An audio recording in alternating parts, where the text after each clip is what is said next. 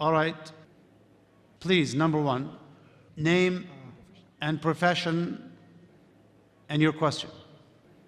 I am R.S. Yadav. I am a diplomat in the Indian Embassy. With due respect to all the people and ladies present in the hall, I am just going to express a view which I would like Dr. Zakir to carry with him, because he has an access to the world audience. Dr. Zakir started by saying that for a dialogue amongst various civilizations or various religions, we all have to come to a common conclusion. In that, the speaker stated and justified as to how Jesus, Ram, Prophet Muhammad are all equal.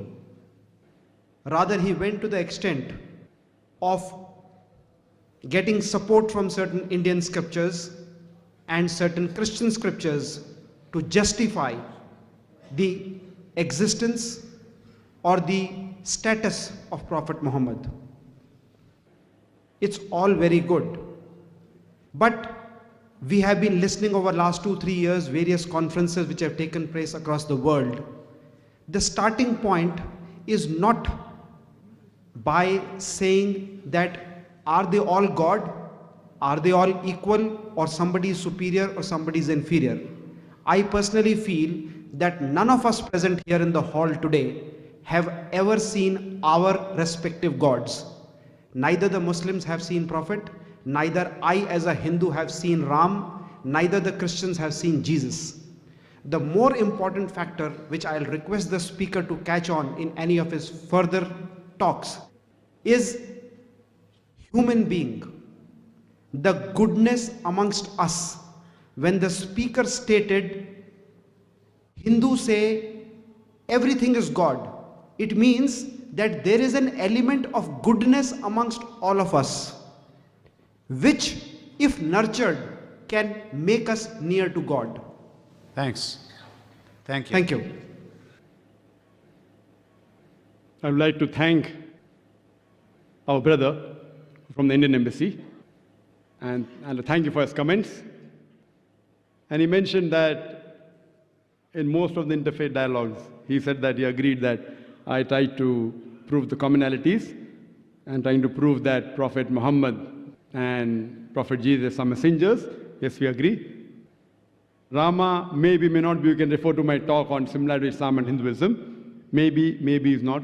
Even if you all yours meant for people of that time, that's what I say. But he said that in the interfaith dialogues, we don't discuss about God. No one here has not seen Rama, Muslim has not seen Prophet Muhammad Sallallahu Alaihi Wasallam, Christian has Jesus Christ, peace be upon him. But we have to talk about the qualities, the human values, the human goodness. And when he says that Hindus say everything is God, goodness is there in everything, that's what you're saying, not the scripture.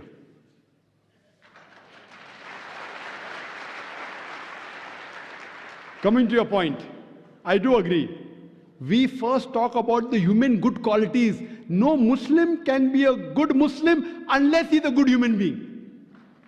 And number one duty of a human being is he should thank his Creator Almighty God.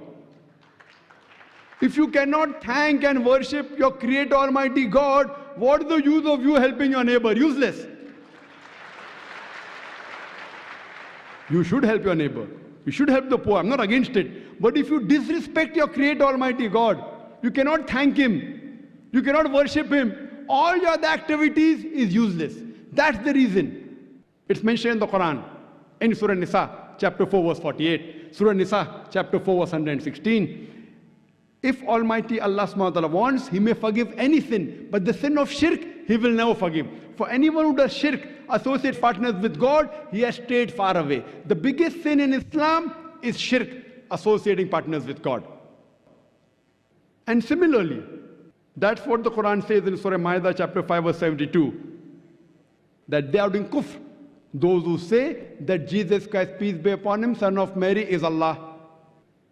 Waqala al-Masih, but said Christ, Ya Bani Israel, O children of Israel, O Abdullah, worship Allah, Rabbi wa Rabbakum, who's my Lord and your Lord. Inno may shirk billah, anyone who associates partners with Allah, faqad harram Allah al-Jannah, Allah will make Jannat haram for him. Wama vahun nar, wama li zalimin min ansar, and fire shall be his dwelling place, and he shall have no helper in the hereafter. So here the biggest sin in Islam is shirk. Same thing is mentioned in the Bible. What I quoted to you, thou shalt not make any images of me. Same thing is mentioned in the Veda. So when you're talking about qualities of human beings, the best quality is quality of thanking our great Almighty God. He does not require you and me. You will ask me that why should I thank him? People ask me, why do you say Allahu Akbar? Why you have to pray to God? I said, see, in Islam, whether we pray to God or not, it makes no difference to Allah subhanahu wa ta'ala. When I say Allahu Akbar, Allah is the greatest, He's already the greatest. By me saying Allahu Akbar, He won't become greater. Why do we say? You know why do we say? Because when I praise anyone, whenever I call anyone great, it's a human tendency, I try and follow his commandments. For example, if your mother has a heart attack, and suppose there's a layman who's a quack, he just comes and tells you that do so and so thing. Will you follow? On the other hand, you come to know of a person who's the most famous heart specialist in the world. He gives you the prescription. Will you follow him or will you follow a common man? But naturally, you will follow the prescription of the best heart specialist in the world. He's the most famous. The moment he's famous, you will follow his prescription if your mother has a heart attack. So the reason we praise Allah is not so that He becomes greater. When we praise Allah, the moment we praise Him, whatever commandments He gives in the Quran, we follow it. So first we have to identify who is our Almighty God. And then what He says we have to follow. That is the reason Muslim means a person who submits his will to Almighty God. Muslim is not by name, Zakir, Abdullah, Muhammad, Sultan. Muslim means a person who submits will to Almighty God. Now, what is good is subjective. What you call is good, I may not say it is good. Who's going to say what is good, what is bad? You're going to have a dialogue? The best person who can say what is good or what is bad for the human beings is the creator of the human beings, Almighty God.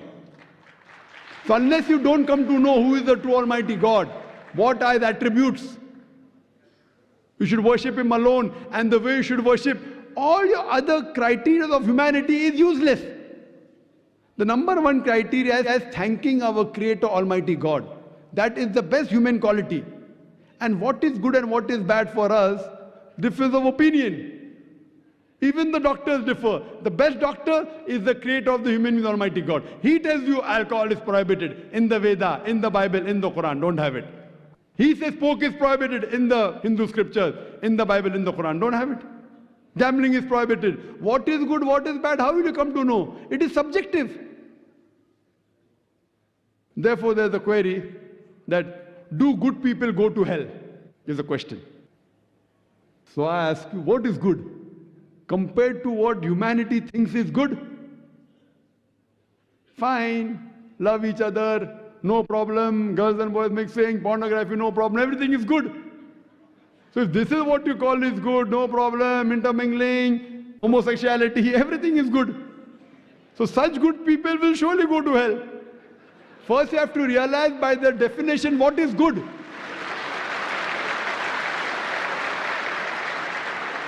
So do good people go to hell? If these are the criteria for your goodness, they'll go to hell.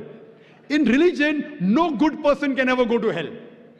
Who is a good person? Number one, the person who realizes his creator, who respects him, who worships him and follows his commandment. That's the reason in the interfaith, the most important point is to identify who is our God and to worship him and no one else, then the messengers and then the other things. Hope that answers the question, brother.